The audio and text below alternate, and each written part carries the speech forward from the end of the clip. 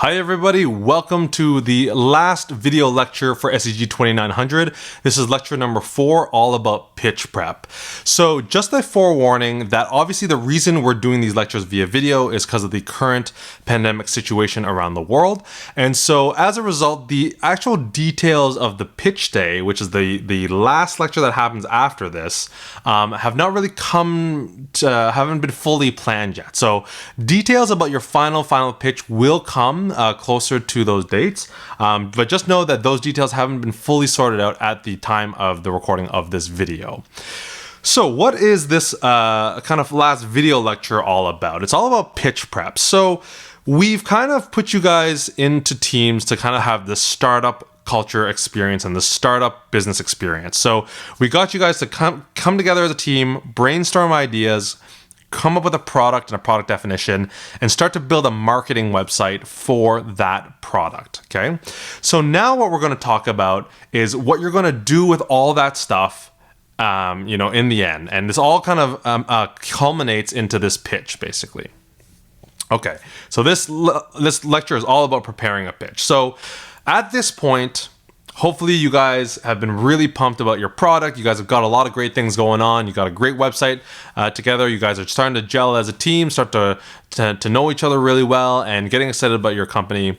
So you've got a great team, you've got a great product, and you've got a great website to market that. So now it's time to tell people about your product, okay? So pitching is a very, very big part of startup life and the startup culture. If you ever decide that you want to start a company, in some form or fashion, you're going to be pitching. Whether it's a formal pitch to investors to get money or an informal pitch just to tell people about it, to get people excited about it, to get people to use it, to get people to help you to build it, whatever it may be, small or big, pitching is definitely a part of startup culture. Now, the interesting thing about pitching is that pitching is really kind of one piece of a bigger skill called presenting, okay? So presentation skills are a big piece in any job, any facet, and the more practice you get, the more practice you get and the more experience you get in it, the better you'll get at it, okay? Now, before we jump right into this, I know there's probably some people in the room who feel like natural presenters, and that's great.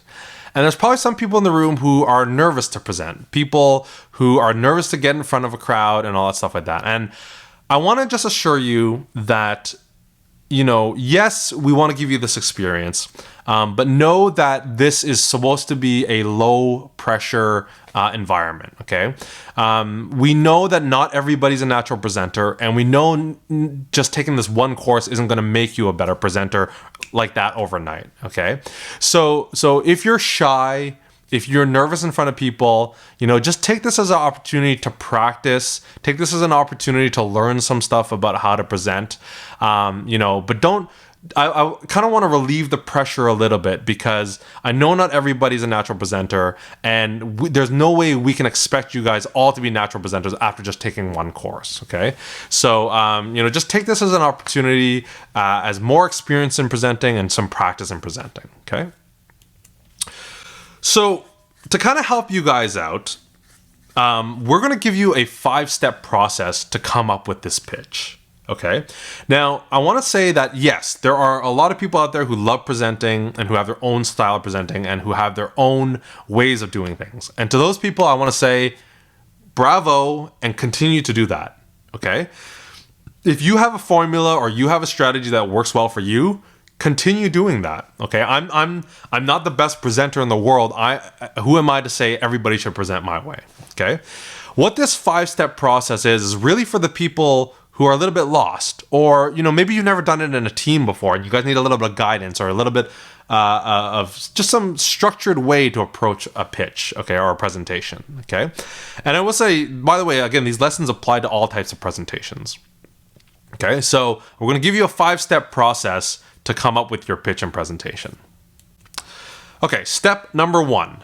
The very first thing you and your group should sit down and discuss is figure out why exactly it is that you're pitching, okay? Now, it's got to go a little bit beyond because I'm forced to do it in this class and I need to get marks, okay? Think a little bit beyond that. Pretend that this was a real pitch. For some of you guys, it really should be a real pitch. But for those of you who are just treating this like a course, pretend that you actually have a real company that you really want to pitch, okay? So in the real world, you might be pitching, again, for several reasons. One of the most popular reasons in startup culture to pitch is for investment. Okay, it takes money to make an application. It takes people to make an application. So you might be pitching to somebody to ask them for money, okay? Again, this is very similar to what you see in Dragon's Den or Shark Tank, okay? There's a lot of pitch competitions around the world for startups, and a lot of times they're seeking investment, okay? But there's a lot of other reasons to pitch. Investment isn't the only one. One of the things you might be doing is literally to get customers. You might be presenting to say, hey, everybody in this room, we want you to start using the app because we want beta testers or we want feedback or whatever, right? And then the other thing you might be pitching for is you might be seeking talent. You might be asking people to come help you build this application, right? So you might say, hey, we got this great idea, but we're going to need a great team of engineers to help us build it. Let me tell you all about it, okay? So as a team, you want to kind of discuss why it is you're pitching. What's the reason that you're pitching your idea, okay? And then once you decide why you're pitching, you're basically deciding who your audience is and what is the key message that you want to send them, okay? You should be able to boil that down to pretty small amount of stuff, right? You should be able to boil that down to a pretty small couple sentences. We're pitching to seek investment, so our audience are investors, and we basically want to tell them, we want your money, okay? That's what it boils down to, right? Or we're pitching to get people to use our app. So our audience are potential users, and our message is use our app, right? That's the core message, basically, of what you want to do, right? That's what it boils down to, right?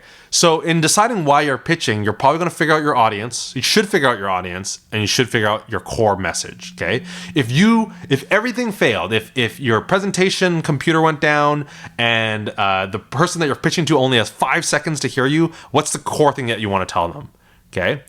I want you to use my app, download it today. Or I need some money, it's a great app, invest in me. Okay, figure that out. Okay, so once you've, as a group, decided why you're pitching, who you're pitching to, and what your core message is, step 2 is to figure out the structure of your pitch, the overall structure of your pitch, okay? And for this, what you want to first probably start doing is just throwing at the wall all the ideas of what you want to pitch, okay? You kind of almost start in an unstructured way, okay? Just start by throwing up all the topics that you could potentially pitch on, okay? So you might pitch, here's a couple of things that you might pitch on. You might pitch on the product's origin. So how did you come up with the idea?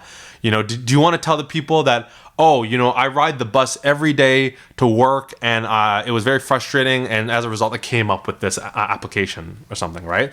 It's always nice when you hear personal stories of how the application actually came to be or the product came to be, because then it shows that, it's a real problem that you faced, or maybe you had a relative, or maybe you just observed a problem or whatever, right? You might want to talk about things like the pricing or the customers that you're going after. You might talk about your business model or your revenue model. So we are going to make money by charging, we're not going to charge customers, but we're going to charge businesses who use the app or something like that, right? You may talk a little bit about your market. Okay, so we're going after, we're going after new graduates of high school who are entering the university, who are going to university next year. And, that is, X million number of people or something like that, right? Trying to talk about how many people you're going after and how many people you think will actually use your application, right? You may talk about what stage the company is at. For most of you, you're probably just in the early idea phase. We've come up with the idea, we haven't built anything. But again, I've seen some teams actually say that we built a first version of our application and we have a real customer, right? So sometimes that happens, right? There's a couple of things that we recommend because of the course, talking about the team, the marketing website, and sometimes you might want to also talk about your vision. So in other words, we're starting here, but the bigger vision of where we're going is there, right? So today we are building, a roommate matching service for university students. But in the future, we see this growing to friendships and dating and, group gatherings and everything like that. Like the bigger vision of where this could all go, right? Having that long-term vision is a very powerful thing, right? To encourage people to be interested in your product. And then the last thing you might want to talk about is a call to action. And what a call to action is it's just a fancy word for what do you want people to do? Okay, now that you've watched my presentation, now that you've watched my pitch, what do you want people to do? So your call to action may be, if you're interested, come talk to my group after the presentation. If you're interested, email us. If you're interested, download the application and use it. If you're interested, whatever it is, right? So call to action is basically telling them what you want them to do after they've listened to your pitch, okay? Because you obviously don't want them to just say, okay, you listened to my pitch, that's it, great, we'll see you later, right? Okay, so here's a bunch of topics, and there's so much more you could talk about. So you just throw them all at the wall, get in a brainstorming session with your team, and just everything that you want to talk about, just throw on the wall, okay? Then what you want to do is whittle that list down to what you really want in the pitch, because you can't do everything, okay? And it's going to be a short pitch, so you can't do everything. And the best way to organize this, in my opinion, is not to just do, okay, we're going to talk about this, then this, then this, then this, then this, then this, then this, then this, then this. I don't think that's a good way to structure your pitch. I think one of the best ways to structure your pitch is in what's called a hierarchical approach. Okay, in other words, you structure it from the top down. Okay, so you start to organize your pitch into kind of major sections, and then each one of those sections breaks down into smaller sections, and each one of those sections breaks down into slides, okay, things like that, okay? So here's a really simple way to do it. So you have a core message, which is you want people to invest in you, or you want people to use your product. So I could break that down into, okay, well, all these things support that. So we're gonna give a bit of a background about the product, then we're gonna talk about the product's features, and then we'll talk about the team, and then we'll ask them to use the application or use the product, okay? And then each one of those could break down even further. Okay, so the background really is just kind of one topic, which is the origin. But the product, we're going to break down into maybe the features and then do a demo and then show the website. And then the team just breaks down the team, and the ask is really looking for customers, okay? And this could go down multiple levels.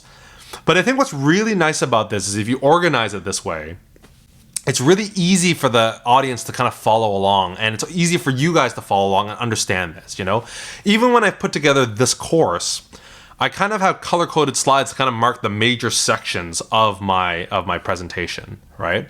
So if you follow this approach, I think it's an easier, more organized way to do it. And really, after your core message, that top piece should really only be maybe 3 to 5 sections, right? And then those 3 to 5 sections break down in smaller and smaller and smaller, okay? And by the way, this is also a great way to kind of structure how you talk, because when you jump from one place to the next, you can kind of make that major change when you say, okay, that's the background on our product. Now we're going to talk about the product's features. Okay, that was the product. Now we're going to talk about the team and so on. It's a lot easier for the audience to follow you. Okay, so that's how you structure your pitch. That's step 2. So step 1, figure out why you're pitching. Step 2, structure your pitch. Okay, step 3, now that you have the structure of your pitch and you basically have the organization of your pitch, now you want to figure out what style of pitch do you want to do. Okay, because there's a lot of styles, of how to pitch, and now that you kind of have this structure of your content, how exactly do you want to present it to your audience, right? And there's a lot of ways you can do this. It can be corporate and informative. It could be kind of very much like, here is our market share. We're going after this many people. If we capture 10% of the market, we're going to get $5 million in revenue. Here is our feature set. Here's our pricing. Very informative, kind of just giving them the information. And there's a lot of audiences who just want that. They just want the key numbers. They want the key information. Another way you could do it is by telling stories. And I've made this bold because I think telling stories is probably one of the best ways to present. It's a lot more memorable, right? If you talk about how, I walked to school every day, and every time I walked to school, I would see this person in line at a Starbucks, and I had an idea about this product that would do this. Like, if you kind of paint that picture for people and you tell the story, right? Sometimes that sticks in people's minds a lot, right? So you can tell stories. You could do something original. Maybe like we've seen some teams in the past incorporate video. We've seen some teams kind of almost like a little bit of a skit, right, where they're doing things, or you can do a mixture of any of these, right? I also love things that I haven't thought of before. I mean, teams surprise me all the time with interesting ways to get their information across, right? So think about, what are you going for? And also the tone. Is it going to be humorous? Is it going to be serious, right? Humor is good, but sometimes humor can be dangerous because everybody has different levels of humor and different things that they find funny. Maybe serious is though bad too, because maybe it becomes boring and monotonous, right? So figure out what kind of tone you want to strike, right? Okay, so step 3, just figuring out the style that you're going to present it in. Step 4 is create your slides. Okay. Now notice this is step 4. Okay. A lot of times, and I'm guilty of this as well. A lot of times when you go to create a presentation, you just jump right into PowerPoint or Google Slides or whatever you use, and you just start creating the slides. Okay. And now sometimes I use those tools to create my structure, but notice that I don't actually create my slides until step 4, right? Step 4 is really where you start to dive into actually creating your slides. Okay. Now, before we jump into some tips about slides, I want to mention that not all pitches and not all presentations that you do in your life require a slide deck, okay? And in fact, some of the best presentations and some of the best talks and best pitches don't have a slide deck, okay? There's a lot of TED Talks that don't have slides, okay? And they're great talks, okay? But for this course, because we're in an academic setting and because we have to evaluate you guys, we are actually requiring that you have a slide deck for this pitch, okay? Normally out in the real world, you might make that decision yourself whether to do a slide deck or not, but in this course, we are definitely requiring that you make a slide deck, okay? So that is mandatory. Okay, so a couple of tips about making slides. Okay, my very first tip in making slides, less is more, okay? That means the less you have on your slides, the better, okay? Your slides shouldn't be competing with you, okay? If you have a slide up that has all this text on it and has a whole bunch of stuff on it, chances are the audience is gonna drift to reading the slide and not listening to you. Okay, the slide shouldn't compete with you, the slide should complement you, okay? Now, when I say less is more, I don't necessarily mean less number of slides, okay? Some of my slide decks are like 40, 50, 100 slides, but each one of those slides has very little on it, okay? And again, the slide shouldn't compete with you. Okay. The other thing about slides, when you talk about less is more and how they support you, you should almost be able to do your entire presentation without the slides at all. Okay, they should be there to support you, but again, not be there to compete with you. If you have so much information on the slide, then why are you even presenting? Why don't you just email the slide deck to the people that you're presenting to, right? They should really be there to enhance what you're already saying and support you, okay? All right, so I'm gonna do a couple examples here of some slides and show you kind of what I'm talking about in terms of slide design, okay? So we're gonna go back to the Roomie example, okay? So I'm gonna pretend I'm pitching with some real slides here, okay? So this is a small part of a pretend pitch about Roomie. Hi everybody, I'm really excited today to talk to you about Roomie. So Roomie is an application that we created to help students find roommates when they're going to university. It's targeted at high school graduates who are going into university. And here are some of the features that we have in Roomie. So the first is a school-based search. So when you're using Roomie, you'll actually be able to search for your roommates based on the school that you're going to. So it filters out by school. You can search by university, college, and other institutions, and you can also filter the search. The second thing that Roomie has is a rating system, where basically what it allows you to do is basically rate your roommates. Okay, so after you've kind of lived with them, you'll be able to say, oh, I had a great experience with this person, or I didn't have a great experience with this person, and there will be an approval system so you can avoid any kind of misinformation. And then the third major feature is personality matching. We're going to use advanced intelligent algorithms to basically match you with your perfect roommate. All the information is kept private unless you want to make it public, and the system is going to get more and more intelligent as the system is used over time. Okay, so that is a sample pitch, and right off the bat I'm going to say that slide is a bad slide. Okay, so that is a really bad slide with way too much information, so much information crammed, so much on the screen, and again, a lot of text, and I'm sure some of you guys are reading the slide instead of looking at me. That is not a good way to do a slide, okay? So let's do a little bit better, okay? So we could do something like this. We could lay it out a little bit, right? Lay it out a little bit better so the design is a little bit nicer, because this one's kind of all crammed in there, so this looks a little bit nicer. All right, and at least this way it's easier to see and it's a little bit more pleasing to the eye, but it's still so much text and so much stuff competing on screen there. Okay, so let's do a bit better. Okay, so let's do that pitch one more time and I'll show you how it looks a little bit better. Hi everybody, my name is Casey Lee, and I'm really excited today to talk to you about an application that we built called Roomie, which matches new students going into university or college with other roommates.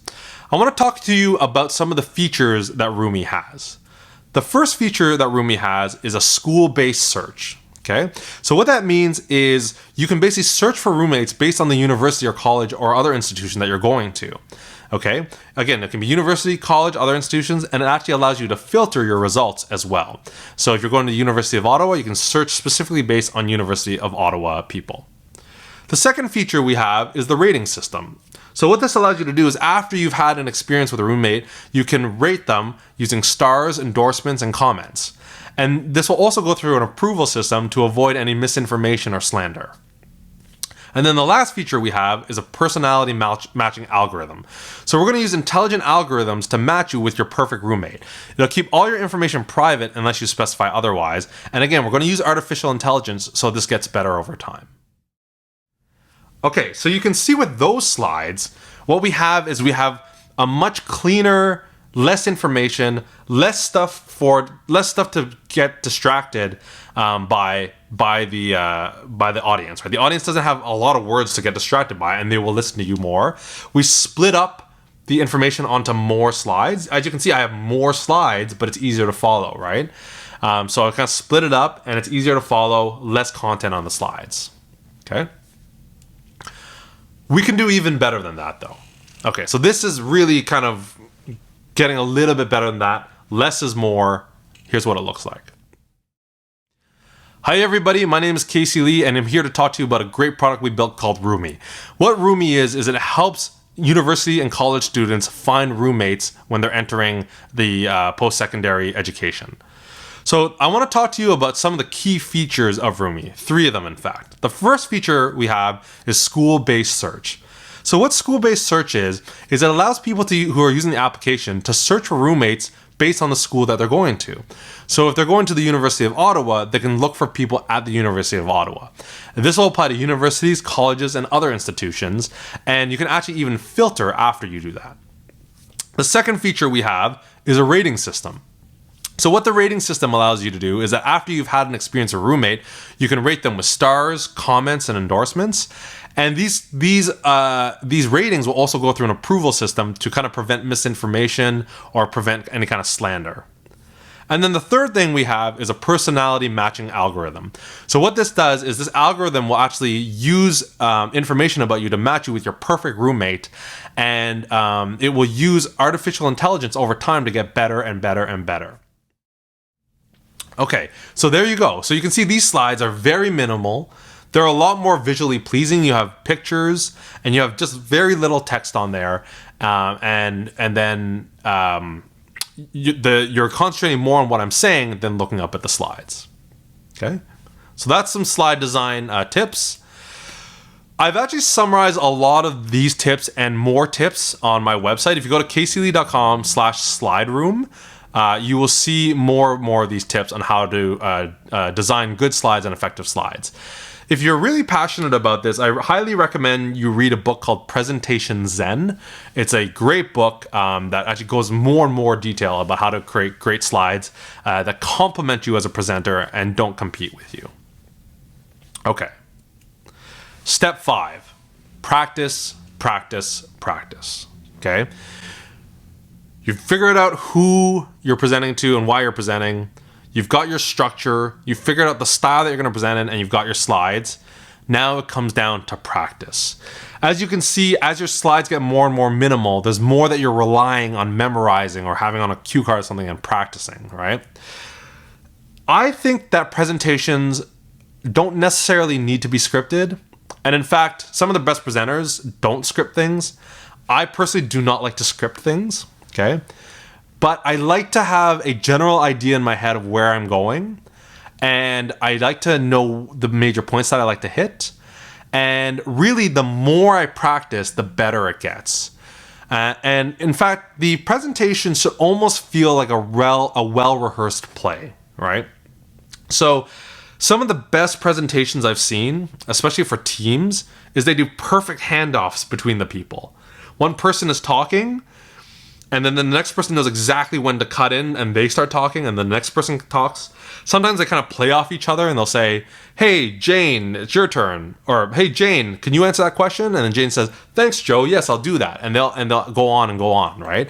So it should almost play out like a well-rehearsed play. And the more you practice, the better it gets. And I'll say the more you practice, sometimes you get cooler and cooler ideas. Like you start practicing and saying, "Oh, guys, we should do that," or "We should do that. We should do that." And I know, again, specifically in fall 2020, we don't know how the pitch is going to play out, remotely, electronically, whatever. You can get creative, with the digital medium and see what you can do there, right? So it should almost play out like a well-rehearsed play. I really highly recommend you practice and practice and practice. One of the biggest things that I want to encourage, but I don't want people to get scared, okay? Because like I said at the beginning of this, not everyone's a natural presenter, and we don't expect everybody to just become a brilliant presenter after this, okay? But one of the things I want to encourage you guys to do is not read your slides and not present to your slides. Okay, what do I mean by that? So normally when you're presenting to a crowd, your slides will be behind you. And one of the things you don't want to do or try not to do is just kind of turn around and just kind of read the slides like this. Okay, you're going to lose your audience. They're not going to be engaged, and it's hard. Okay, so what I recommend is, one, the ideal situation is you practice and you just know your content off by heart. But if you don't know that, then maybe have some notes on a piece of paper or on a cue card, something that's not super distracting, right? And you can use that, right? But don't present to your slides. Now, like I said, this is a recommendation. I know sometimes people do that because they're nervous. They don't want to face the crowd. And I know this happens. And I want to be sympathetic to that. Okay. So if that is something that you need to do to get through it, that's okay. Don't stress too much about it. These are just kind of guidelines or some tips to become a better presenter. So if you want to practice becoming a better presenter, try not to present to the slides and present to your audience. Like I said, one of the coolest things that people do is coordinate with the team. Okay, so you're gonna have about 4 or 5 people presenting. So what you kind of want to do is coordinate with them. So know when your part is. Know if you're presenting after that the person in front of you, what's their last line so that you know when to come in, right? If you have somebody who's showing the slides or who is showing the website or things like that, you might want to have somebody who can control the computer well while you're talking, right? And can hand off things like that. One of the topics we talked about that we highly recommend that you present during your pitch is your actual marketing website. You actually want to show your marketing website. Now, this wouldn't be typical in a pitch, but again, because this course kind of demands it, one part of your presentation will probably be the website. So maybe it's good to have coordinating one person talking while the other person scrolling through the website and showing the piece of the website, right? So coordinate with your team. And again, some of the best presentations I've seen have fun with that, and they kind of play off each other, right? Okay, so that is the 5-step process. Step 1, decide why you're pitching. Step 2,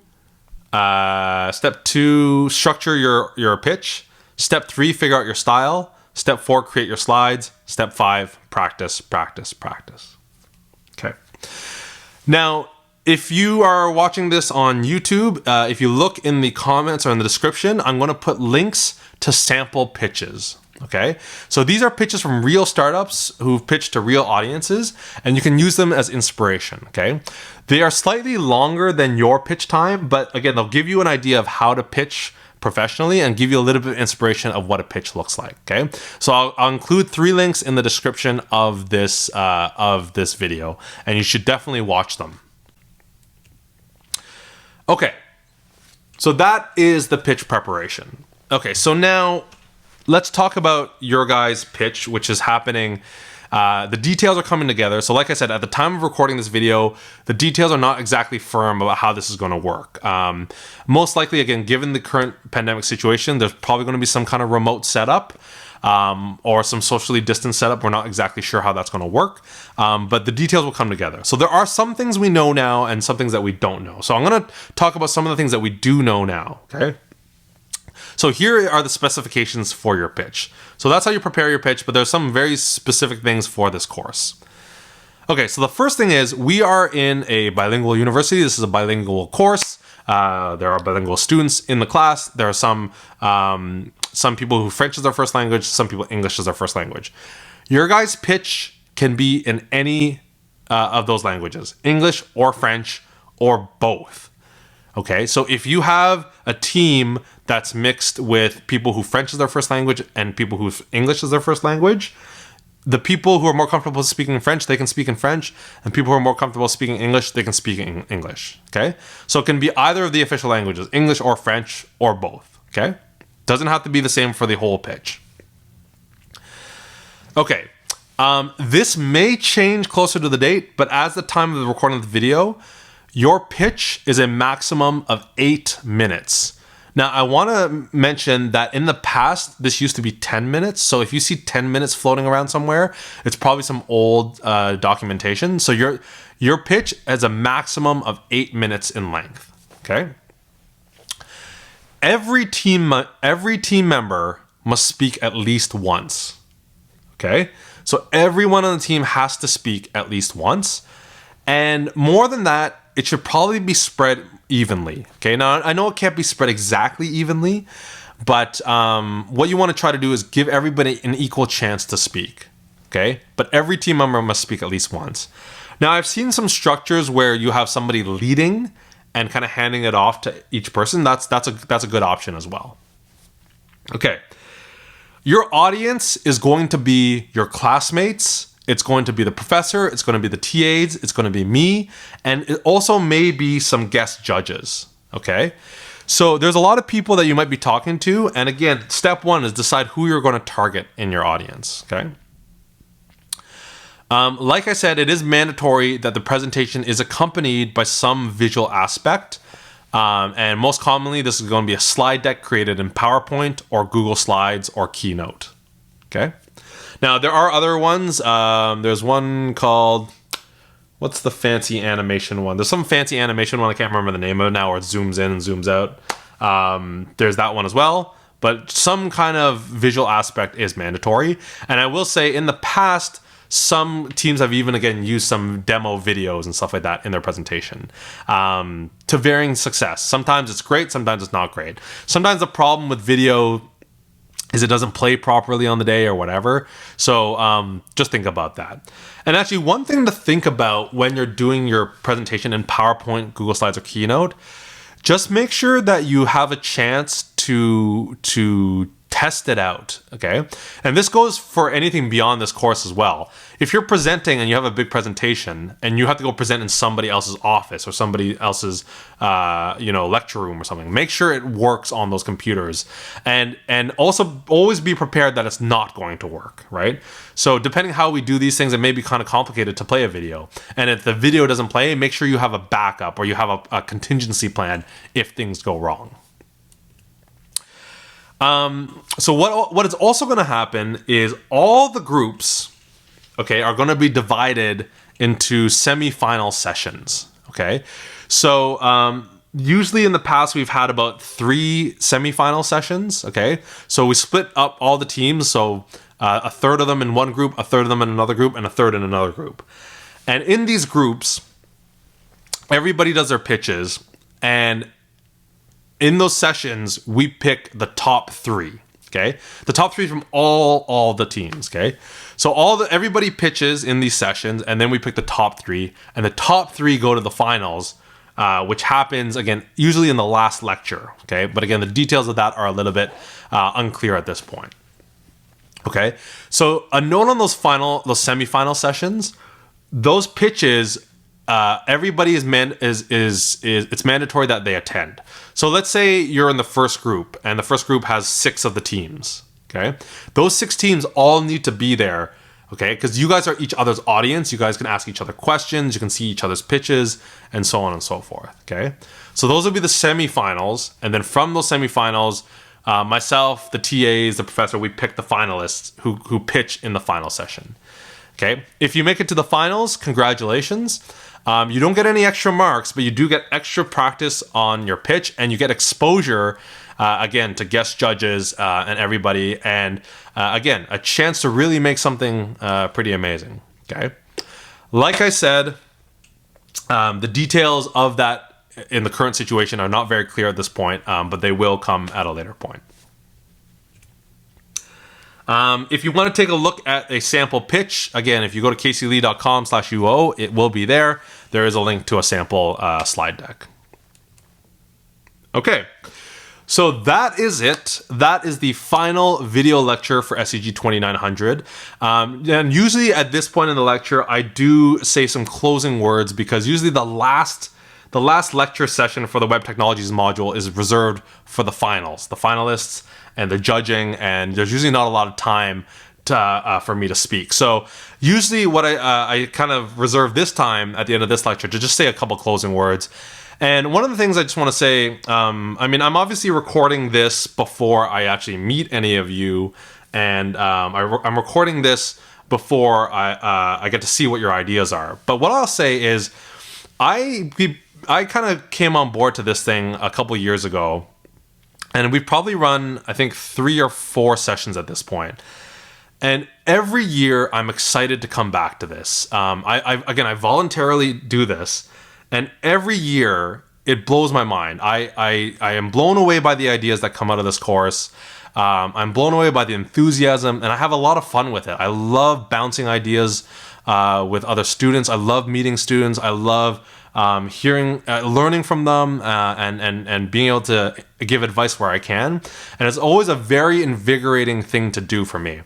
And I have a feeling that this year will be no different. Even though we're dealing with remote learning and all this stuff, I very much am excited about what's going to happen this year. So I really want to thank you guys for putting in your effort and putting in your enthusiasm. It's always really invigorating for me.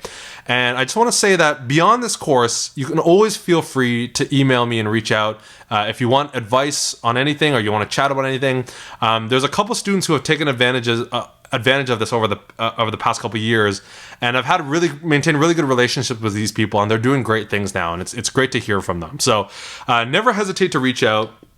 You can add me on LinkedIn, you can follow me on Twitter, you can send me an email, do whatever you want, but definitely stay in touch. And again, I really just want to thank everybody for giving this opportunity. Hopefully someday I will actually meet you guys in person, but until then, thanks for watching, and I hope you guys enjoyed the course, and good luck with everything.